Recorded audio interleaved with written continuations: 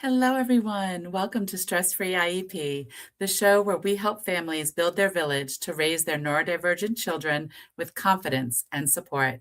I'm your host, Frances Schefter, special education attorney, advocate, and fellow parent, walking this journey with you. Each week, we shine a light on professionals, resources, and real-world strategies that can empower you to navigate the IEP process and beyond. Whether you're tuning in live on Facebook or YouTube or listening later on your favorite podcast app, we're so glad you're here. As you're listening, we'd love to hear from you. Drop your questions in the comments or ask them live. We're paying attention and we promise to respond. Let's dive in and meet today's amazing guest. Dr. Matt Zakreski, is the co-founder of the Neurodivergent Collective, LLC. He is a high-energy, creative clinical psychologist and professional speaker who utilizes an eclectic approach to meet the specific needs of his neurodivergent clients. He is proud to serve the gifted community as a consultant, a professor, an author, and a researcher. He has spoken nearly 1,000 times all over the world about supporting neurodivergent clients, organizational wellness, and mental health. Dr. Matt is a member of several organizations in the community, and he is also the co-host of the podcast Nerding Out on Neurodiversity and the author of the Neurodiversity Playbook, How Neurodivergent People Can Crack the Code of Living in a Neurotypical World. Dr. Matt, welcome to the show. I am so excited to be here, and I mean, nothing like a live pod, right? I mean, like let's get messy. It's like live improv, right? Right. Exactly. And I love it because, look, we're real, right? And that's what I always say. I'm an attorney, yes, but I'm also a parent, and life is messy, and it's where we are and what we are, and let's just roll. So I love, like, you have so much about you. Like, how are we going to keep this in less than an hour? But talk about, like, I know a big thing now is in the gifted community, but the 2E kids. Yeah. And so talk about that a little, about how you're addressing that with the community. Yeah. I mean, so if you're not familiar with the term, and I mean, I think not everybody is. So like, let's take a minute to make sure we're using the same words here. Twice exceptional, or 2E, means a gifted learner that has a secondary exceptionality. So often giftedness can co-occur with ADHD, autism, dyslexia, OCD. Those are some of the big ones we see. I'm a twice exceptional adult. I'm gifted and ADHD. And it's funny because part of the reason I got into this work is I was identified gifted in second grade, like many kids in America are. And it wasn't until high school that I got diagnosed with ADHD, because that's around when the work got harder than I was smart.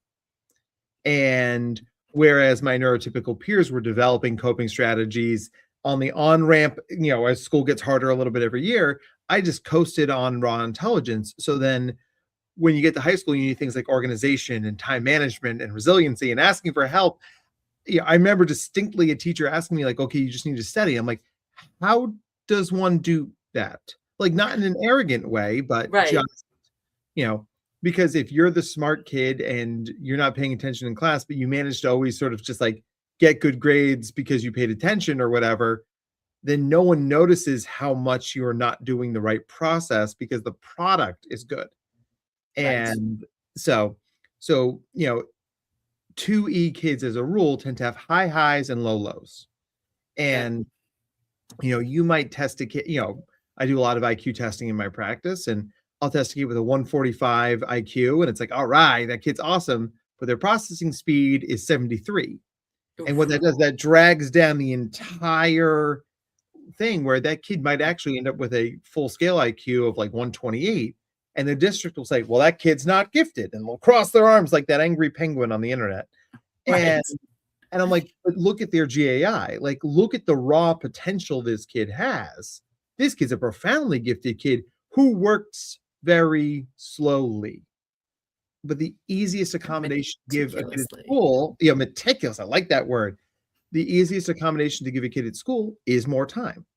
right? So Right. if I say to a district, give this kid an extra 30 minutes, double the time this kid takes to do the thing, this kid will work at that level, everybody's happy, right? Right. So, I think working with 2E kids, you have to simultaneously straddle the gifted world, but also the special ed world. And that's really hard for a lot of parents and professionals like you and me, right? I mean, like, Right. it's, how do you hold those things together? And convincing the school. Yeah. Because I get all of the time, but they're a straight A student, but they're above grade level on everything they take. I'm like, but they're not in class half of the time. Right. Like, how is this acceptable? Like, just because they're getting the grades doesn't mean they're learning the material and functioning the way we want a child to function so that they can function in the real world when they get out of school. Yeah. I mean, there's a phenomenon sort of unique to gifted kids called stealth dyslexia, where kids don't actually know all the words they're reading, but they're so good at picking up context clues that they sort of suss out what reading is supposed to be, and they just get through it.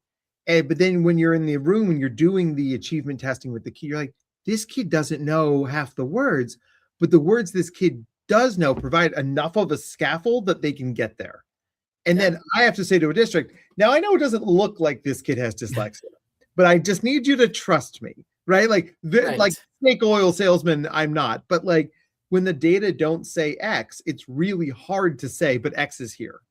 And so much of my job is to come into districts, talk to them and say, I know this is what these numbers look like. However, I want you to look at these numbers presented this way, and here's why, right? Because really, I have rarely in my professional experience run into a district that doesn't want to do well by a kid. We tend to all be on the same side. Now, are there districts that are the exception that proves the rule? Unfortunately, can't deny that. But at the end of the day, I think most of us are on the same side. And that's a powerful thing because, starting from a place of let me help you understand how this kid's brain works levels the playing field up, that now we're at least all having the same conversation. And then I can help you try and move forward and develop a skill that works well for that kid. Right. And it's so true with our 2E kids also, is that most of them are, well, they're gifted, but then because of their giftedness, they can mask better, or they can hide it better and use the context clues. And that's why a lot of times I see that dyslexia, it doesn't start really impacting until like middle school. And at that point, at least what I've seen is middle schools aren't equipped to teach phonics, right? To teach how a dyslexic child. And a lot of times I'll tell the parents, I'll say, look, yes, you can hire me. I can get an IEP, but honestly, go hire a tutor that knows how to teach a dyslexic kid. They will get your child where your child needs to be, and then you're good to go. Yeah, because your 7th grade English teacher isn't going to go back and teach you a hard A sound or a diphthong. Like, they're not going back for that. So you've got to build the skills to keep a pace. And, and I've had districts who are willing to write into an IEP, like, this kid's getting pull-out phonics support or pull-out basic math support. I've got kids who can do calculus because calculus is sort of theoretical and existential, but they can't do 7 times 5 because they actually never learned 7 times 5, right? And that's the show your work that kills people, right? Oh God. I don't know how I do it. I just did it. And my colleague Dave Mendel, and he's the president of the Pennsylvania Association for Gifted Educators. Dave has been a teacher for years. He's one of the finest teachers I've ever met. And he genuinely thinks, he's like, I think giftedness is a learning disability because your brain moves so fast, it doesn't lay down memory trace. So when a teacher asks a kid, well, how'd you do it? The kid goes, I don't know, because they literally don't, right? If something goes so fast that we can't perceive it, does it exist? Well, it clearly exists because the kid knows the answer. But since we live in a process-oriented world, teachers are like, well, you need to show me how you got there. And the kid might genuinely say, I don't know. And then that comes across as arrogant, or it comes across as dismissive or defensive or defiant. And now we're starting, an argument with this kid that doesn't serve anybody. Right. I met somebody, it was a friend of my older sister's, and he was saying, somehow we got on the topic, and he was saying how he didn't get good grades in math because he didn't know how to show his work. Meanwhile, as an adult, he had 3 advanced degrees in math, but he like practically almost failed because he couldn't show the work. And it's so frustrating because I get it. The teacher wants to understand and know you know the process, but that's not how all of our brains work. Right. Oh my gosh. And exactly. And to take that even a step further, right? Asking a kid to do something they cannot do changes where the grading process begins, right? If you've got a kid who has dyslexia and cannot read the word problem, but if you said the word problem to them, they could do it, then you're not actually testing math, you're testing reading, right? And teachers get really defensive when I say that. But I'm like, listen, why do things like interest-based learning and project-based learning work for neurodivergent kiddos? It's because it's about an application of skill rather than I have to follow the rules that you've set up that are fundamentally arbitrary, right? And I'm on the side of educators. Like, I want their lives to be easier. I say to everybody, I want you to work smart, not hard. I don't know a single teacher who doesn't work hard, but I want them to work smart. And dying on the hill of you've got to write in cursive when this kid doesn't have the fine motor skills to write in cursive hurts you and hurts the kid. And I have that argument all the time of like, what is the skill you are testing? And I've used this example so many times with my daughter. I'm working with her on homework. She's in 6th grade. I'm working with her on homework. And she's like, Mom, I don't get it. I have all the information. I did all the research. I understand it all. I can put it in a slide. Why do I have to write a paper? Yeah. What's my answer? Because Montgomery County Public Schools makes everybody do it the same because that's how they grade things. Right. But what's the skill? Like, if the skill is that they can research and give the information, why can't she do it as a slide show? You know, if it's because they want her to be able to write, okay, that's fine. Let's do something different. But like, you know what I mean? But it's looking at what is the skill? Let's make sure we're testing that skill, not the combination of skills. I mean, and that's and kids, and this sort of gets back to how we expect kids to present in the first place, right? Neurotypical learners, and 80% of the world is neurotypical, right? They develop synchronously. So a 10-year-old who's neurotypical is 10-year-old in basically everything they do, socially, emotionally, academically, physically, and intellectually. A neurodivergent learner develops asynchronously. So you might have that same 10-year-old and intellectually they're 17, academically they're 15, physically they're 11, but emotionally and socially they're lagging because there's only so much developmental energy to go around. So they might be 8 socially and 7 emotionally. And you've got to find a way to meet that kid, not just as one kid, but as 5 separate kids, right? In the field, we call this the rule of 5. And how that ends up hurting schools is we naturally drag people up in our brains to the highest level of their potential. So if you've got Melissa in your classroom and she is brilliant and well-spoken and articulate, she's like, you could give this kid could be a talking head on CNN and I would turn into her show. Love that. That's great. But she doesn't capitalize letters when she writes sentences and she forgets to punctuate. So that hurts you more because your expectations for her have lifted. But a lot of gifted kids and a lot of choice exceptional kids are so stuck in can I do this thing that they miss details that for them seem irrelevant. Who cares if I don't capitalize when I text my friends, right? So why should I capitalize this? So I can't tell you how many, papers I've seen in my therapy practice that are like, this is an A paper, but I'm giving you a C- because you didn't follow these rules. I would rather grade the kid on the meat of the content and teach them grammar than fail. 2 grades. Right. 2 grades. It's a content grade and a grammar cap, like that's solves the problem. Right. A for content, C for capitalization and punctuation and stuff. Right. It is, I think you'll like this story. So a couple years ago, and I'll change the state to protect this kid's confidentiality. We had a kiddo who came up with a thing for the state science fair. This, basically he wanted to make a hoverboard, as it were, right? So he pitched his design. It's like, I'm going to make a hoverboard and I'm going to do it with compressed air. So he figured out how to make a compressed air hoverboard, and it worked. I stood on it myself, Wow. and it was awesome. So you think this is slam dunk, right? Slam dunk. Well, they disqualified him because he didn't submit the paperwork properly. And and I was there with his family when they got the news, and he did, 17-year-old kid, 17-year-old boys don't cry, they punch stuff. So he punched a wall and then Of broke his finger, course. which was like, I'm like, great, now I got to deal with that. But afterwards, State Tech College came up to him and they were like, listen, that's garbage. This was amazing. We're giving you a full scholarship to go to State Tech U. And so he's still there now. He's a senior now. Wow. And, and like, thank God they saw through the nonsense, Yep. right? And I'm just like, how do you see that and get stuck on the minutia of something? I mean, Yeah.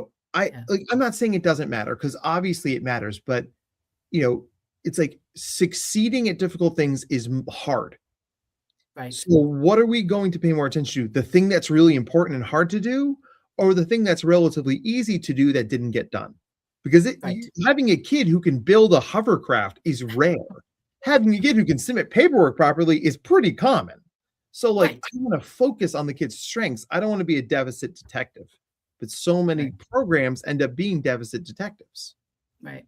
And that's the schools also. I always have a hard time that um all of the kids, you're a good student if you get straight A's. Yeah. Well, let's look at the real world. The biggest joke, teachers and lawyers, and I'm a former teacher and a lawyer Yeah. now, can't do math, Yeah. right? We can't do math. That's the joke. So why did I have to fight to get straight A's and everything? Because in reality, I'm not necessarily expected to do math in what I do. That's why I have an accountant. They Yeah. do all of that. And my bookkeeper, and so when I've seen too many times schools like, well, I didn't get straight A's. I'm done. I'm done. Yeah. I didn't get straight A's. And like the reality of that is, no, you're not. Some excel in math. And guess what? Mhm. Their reading's not great. And that's Nope. okay. But the schools don't teach that. They teach straight A's for everyone. Yeah. Right. And I mean, like, oh my gosh. I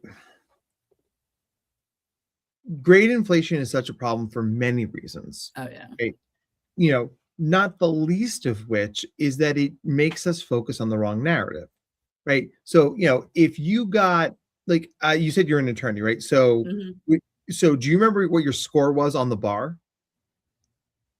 No, Right. You I remember do. that you passed the bar, right? On either one of the two. Yes, because I Yeah. took two. Right. I So, passed. That's it. right. Right. And that's the problem with number-based grading, is Yeah. that we see number means good or number means bad, and our brains shut down. They stop talking. You give a kid a 91 on a test, it's a good grade or a bad grade. It doesn't tell you how did you approach the problem? Like, Right. what did you do well? What did you do poorly? If we could move to a world where we're getting kids qualitative grading, here are the parts you did well, here are the parts you need to keep working on, here's what I want to see you next from. That 3-tier Yep. process, any Yep. teacher in America could do it, and every kid in America would benefit from it. Yeah. Because, I mean, as a gifted ADHDer, how many times did I get a 97 on a test I didn't study for? Right. Right. And they're like, you must be smart because you got a 97. I'm Right. like, I paid attention in class, so I got a 97. I didn't actually do any of the things you needed me to do. But why do gifted kids And keep procrastinating? Because they keep getting away with it. I always say positive reinforcement for negative behavior. Nailed Right. it. Yep. Yeah. And then, so my daughter one time came home with, I think she failed it or got a D on a math test. And I was like, hey, what happened? Because she excels in math. And I'm like, hey, what happened? She's like, oh, it's okay, Mom. I wasn't there that day Yeah. that they taught it. But now that I see where I did wrong, I now understand the material. But she still has a D in the class. Yeah. But where's the true learning happening is that she saw what she did wrong, figured it out, now knows how to do it. And guess what? She probably knows it better than the child that got an A on the assignment. Uh-huh. But the grades don't reflect that. Right. Right? Does it matter? Yeah. I always tell my kids it doesn't. Yeah. I mean, my goal is not to get you to get straight A's. My goal is to make sure you know it. And Yep. Sometimes that Venn diagram is the same thing, and that's ideal, right? But I tell my clients all the time, I would rather you get a B- following good practices than an A+ getting lucky. Because at the end of the day, it's not performance that'll save the day, it's systems. Having a system of doing things, knowing where to hang your car keys, putting your textbooks in the same place every day, uploading your homework to like a Dropbox or some place where you can access it somewhere else so you don't lose it. Those are the things that that really will help us be successful in school. And then we don't stop being neurodivergent when you graduate high school. So it's like into college, graduate school, or into the workplace. Like the materials and systems and interventions we need benefit people in all walks of life. And that's why we need to start having these conversations as soon as possible. Right. And I always say it, I've heard people say, well, they're expected to be able to do this when they're adults. You're 100% right. Yeah. They're not adults yet. So now we need to teach them how to do this. We can't say you need to break down your assignments. If they knew how to do that, they wouldn't have the IEP. As a teacher, you need to, sit down with them and like, this is what we need to do. Let's see how to do it. Not them break it down for the kid. Teach the child how to do it. Right? I mean, so much. And, one of the tenets of my therapy practice, right, is if it was easy, you would have done it already. Yep. Right. So yes, many 10-year-olds can do this. This 10-year-old cannot. Right. Many 10-year-olds can see the board without glasses. Are you going to take this kid's glasses away because other kids don't have glasses? And this is where I don't pretend to be a lawyer, but when I'm in these IEP meetings and 504 meetings, I'm like, listen, guys, this is basic disability law. Like, go ahead and deny this thing, and then they'll sue you for everything you're worth. I mean, I go nuts if you really want to, right? But it's like we're not asking for more. We're not asking for special treatment. We're asking for equity. Everybody should get what they deserve and what they need to be successful.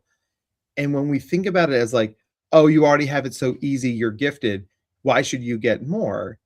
You're missing the fundamental question, right? I mean, I have a buddy who's 6'9". He can't buy suits at Men's Warehouse because he's 6'9". He's got to go to a special store, right? Men's Warehouse is not going to stock suits for a guy who's 6'9". It's a bad business model, right? Right. So you tell me that next time I'm a groomsman in a wedding with my buddy, he should wear gym shorts and a t-shirt? Right, exactly. No, it's so true. And that's, it's the school systems a lot of times, and I've seen this a lot in some of the lower performing schools where we have a clear ADHD child that needs the extra support, but they're still doing better than their peers. Yeah. It's like, but just because they're doing better than their peers doesn't mean they don't need the support, and that legally they shouldn't have the support. Like, this is the thing. The child is ADHD. They're having these issues. The teacher is already doing the accommodation because it's a good kid and they want to. Right. But now we need to put it on that piece of paper and make it legal. Yep. But it's that fight of like, but they're doing better than their peers.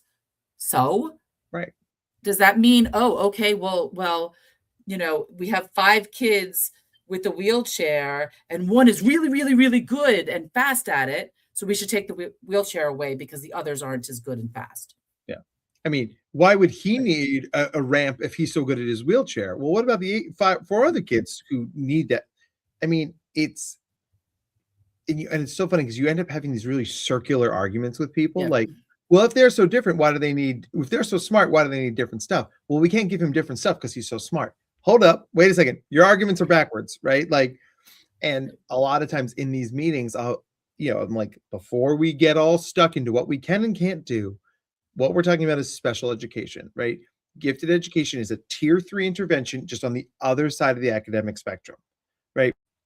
If you had a 10-year-old who was intellectually disabled and needed remedial instruction, that's a tier 3 intervention, right?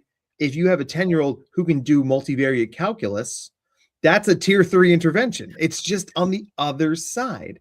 And we Right. do this in the arts and we do this in sports, right? It's, I love saying to a school where it's like, okay, well, yeah, they're like, well, we can't make exceptions. I'm like, okay, well, you have a policy that says that high school sports are only for high school kids. Why do you have an eighth grader in the marching band?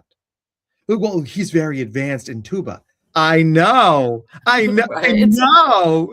You're so close. You're so close to getting Right. it. Oh I know. man. And it's yeah, the schools, and I get it. You have to have your parameters and stuff like that, but it doesn't work anymore in this world, in today's world. Where we are today, what we know about neurodiversity, what we know about giftedness, what we know about our kids with 2E, we cannot have this teach to the masses anymore Right? because it doesn't work. And what frustrates me is that if we would take that step back and teach all kids executive functioning skills, we're going to have no issues. Yep. But we don't do it. We just assume that they're going to pick it up. Yeah. Right. And like there's such easy solutions that schools could put in place, but for whatever reason they won't. Yeah. So, Yeah. Absolutely. I mean, you nailed it. And because the policies were written when we knew a lot less. Yeah. Right. So a lot of the older people who are in administrative positions were brought up, wrote the policies, enacted the policies based on data from the 80s. And and there's a district here in New Jersey that I have shall we say, a contentious relationship with. The guy was like, "You're running policy in 2026 based on data from the 80s. So it's like, what are we going to go back to dial-up internet?" And he's like, "Well, it's not the same." I'm like, "It's actually exactly the same, right? We don't do fax machines and from like Lassie, where it's like you press the button, like, hello, can you connect me to Wesslerville? Like, no, you pull out your cell phone because it's Right. 2026, right? And in the districts in schools that get it are modernizing and they are adapting to the world because we're teaching kids for a world that we cannot predict. That's vastly different than the world that we grew up in, right? The world that school is designed to teach kids for is dead. That world no longer exists, 100%. right? It isn't enough to just know something anymore. 20 years ago, you could know something and get a mid-level management job and coast till retirement. Good for you. Enjoy your yearly vacations to Disney. I'm happy for you. Go with God, my child. Right? Now, it's not enough to know stuff. You have to know things and be able to do something with it. So we have to teach kids for a world that is drastically shifting, drastically changing. So the more nimble and flexible our learners are, the more we're set up for a world that is really hard to predict. Instead of just saying, well, you're going to work at the mill. How many mills are there? There are not that many mills anymore. Right. Well, but it's also the regurgitation that they require. Like, okay, so there are some kids that have great memory skills. They can read something, they remember it, they can regurgitate it. There are other kids that can't do that. So what's more important? The one that can regurgitate it or the one that knows how to go find out the answer and be able to explain the answer? Right? Like I remember my civil procedures class was open book in law school. Mm-hmm. Because who's going to remember the civil procedure books? No lawyer is. Oh, yeah. But we know how do we look in the civil procedure book to find the rules that we need to know to apply it to the case that we have in front of us. What's more important here? Knowing how to apply it or knowing what it is? Oh my And gosh. that's such a big part of, like, I grew up thinking I wasn't smart because I'm not a book smart person. I'm not a person that can read something and regurgitate it. I need to take a lot of time and get there. But I went to law school and I was on law review. Yeah. So obviously there's some brains in there somewhere. Maybe one or two, right? Yeah, exactly. But growing up, because I didn't measure the way the school needed to measure me, I didn't think I was smart. Yeah. And so it's like that's like my goal in life is to help as many students as possible to realize that they're smart in a different way, not that they're not smart. Because right? Oh. And I know yeah. I was just thinking, like, based on what you were saying, like, memorization is a beautiful thing, and if you can do it well, awesome. Because like I want to then move you quickly to the thing you haven't memorized and teach you there, right? Teach kids at the right level for their, what we call the leading edge of learning, right? Because everybody's profile is different. But I mean, there are so many people who think they're not smart. Yeah. Because the way the system is built rewards a very specific type of behavior. Yep. And, I mean, like Einstein said, if you judge a goldfish on its ability to climb a tree, the goldfish will grow up thinking it's dumb. Right. Yep. And there's, this cartoon that probably shows up at every gifted conference, right? The guy in the desk is like, your test for a fair test, everyone has to climb that tree. And there's a dog, a goldfish, a monkey, a bird, and a seal and an elephant. And I always say, like, clearly the monkey has the advantage here, right? So the monkey is like, okay, good job, monkey. I think that the bird is the gifted kid. He doesn't have to climb the tree. You can just fly to the top of the tree, therefore finishing the task, right? And be like, oh yeah. And I was like, but schools don't like that because, like, well, you're supposed to climb the tree. If I can fly to the top of the tree, why should I climb the tree?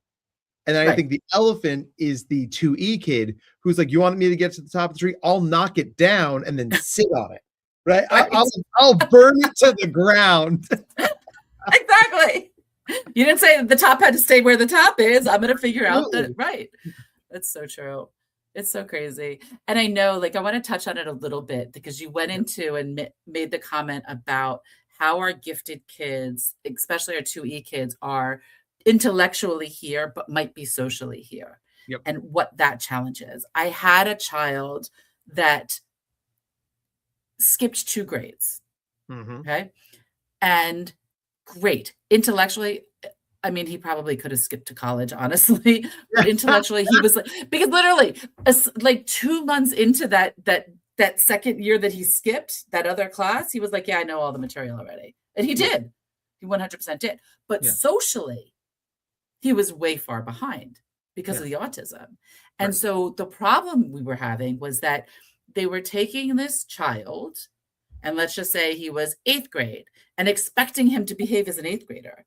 Yep. When actuality, first of all, chronological age, he was only a 6th grader. But because of the autism, he was probably socially, emotionally functioning on like a 4th grade level. Yep. And so where does this happen? So now you're expecting this child to behave like your typical 8th grader, when it's just not. Your child's not a typical 8th grader, and it's not going to happen. So how can you punish this child and grade this child on the social emotional level that's not there and not developed?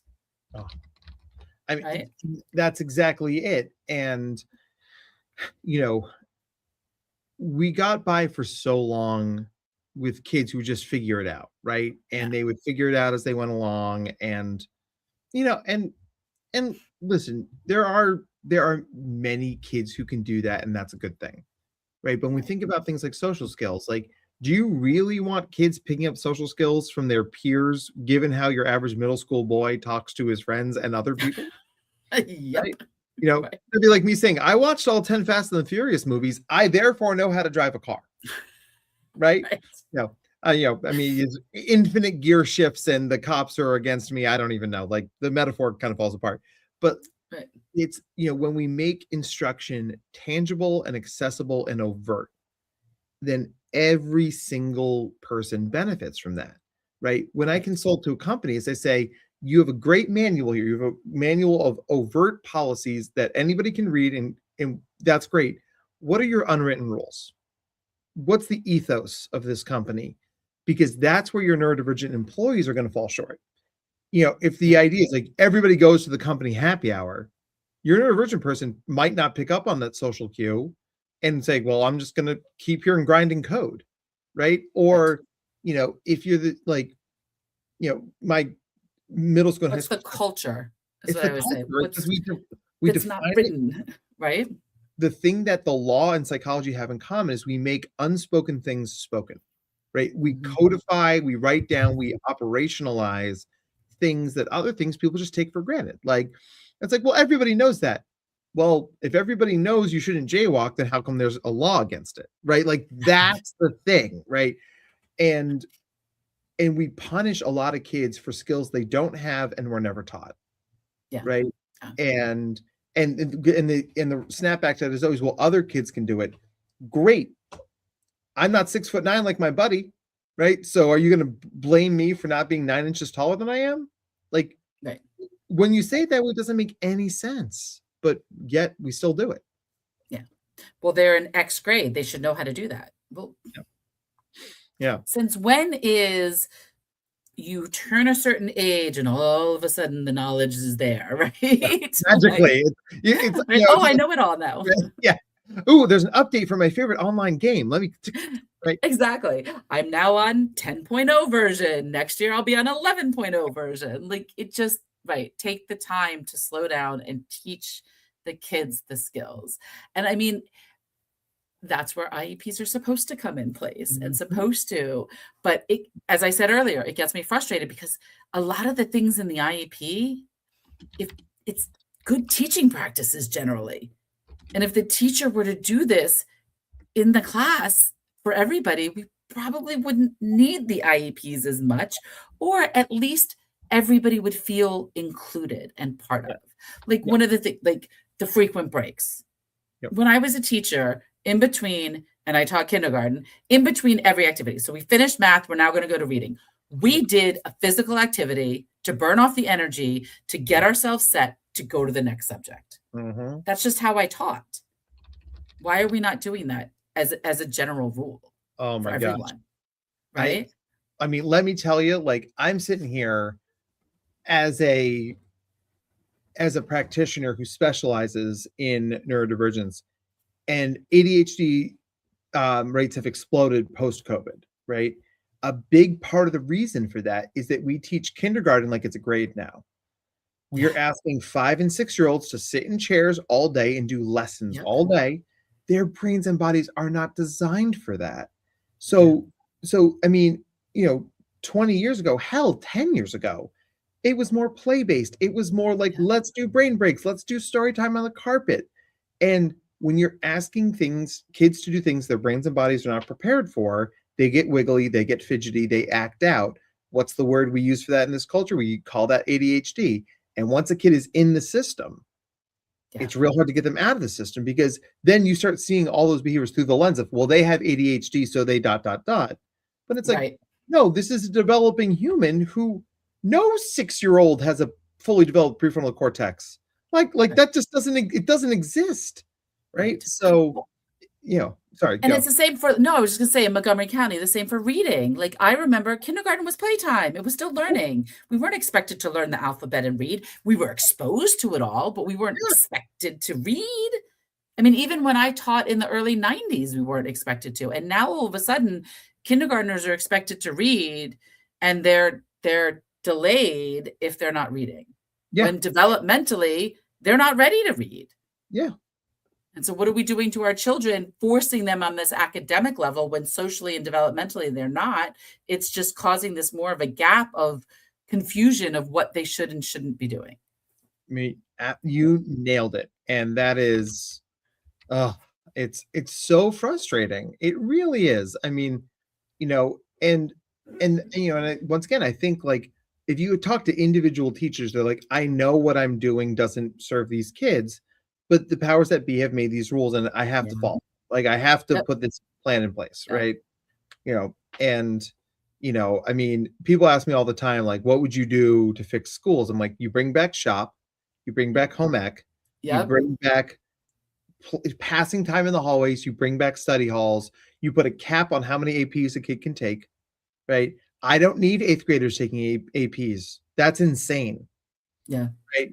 And there are certainly kids who need that, right? We should carve out a space for them to access it.